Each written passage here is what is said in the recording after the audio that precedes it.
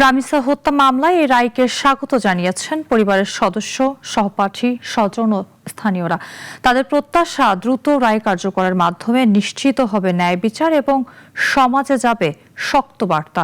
এদিকে শিশু নির্যাতন ও সহিংসতা প্রতিরোধে আরও কঠোর নজরদারি ও কার্যকর পদক্ষেপের দাবি জানিয়েছেন সচেতন নাগরিকরা।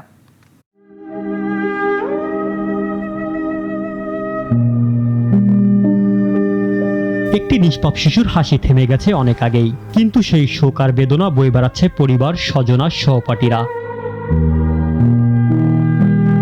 রাজধানীর পল্লবীতে ৮ বছরের শিশু রামিসাকে ধর্ষণের পর নির্মমভাবে হত্যার ঘটনায় অবশেষে এলো বহুল প্রতীক্ষিত রায়।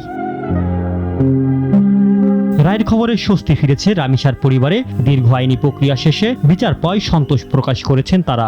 দ্রুত থেকে দ্রুত সময়ের ভিতরে এই আসামিদেরকে যে দণ্ড দেওয়া হয়েছে সেই দণ্ড কার্যকর করা হবে। রামিসার সহপাঠীদের কাছেও এই ঘটনা এখনো এক গভীর বেদনার নাম। রায়ের খবর শুনে তারাও সন্তোষ প্রকাশ করেছেন। একই সঙ্গে দ্রুত রায় কার্যকরের দাবি জানিয়েছেন তারা।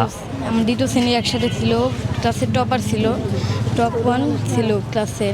সোহেল রানার ফাঁসি হয় তাহলে আমরা খুশি হই। কারণ যদি ফাঁসি রায় দিয়া ঘুরে ঘুরে পরে আর ফাঁসি না দেয় তাহলে তো আর এটা হবে না। শুধু পরিবার কিংবা সহপাঠী নয়, আত্মীয় স্বজন সহ বিভিন্ন শ্রেণী পেশার মানুষও এই রায়কে স্বাগত জানিয়েছে। দ্রুত রায় কার্যকরের দাবি সবার। অতি শীঘ্রই যাতে দিয়ে দেয়, ফাঁসি দিয়ে দেয়, তাহলে আমরা শান্তি পাবো। ওর মা বাবাও দেখে শান্তি পাইবো, বাচ্চারাও আত্মায় শান্তি পাইবো, আমরাও দেখে শান্তি পাবো।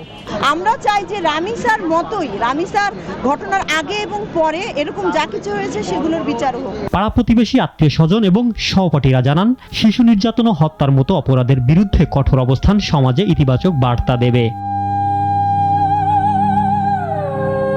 ইমরান শেখ, নাগরিক, ঢাকা।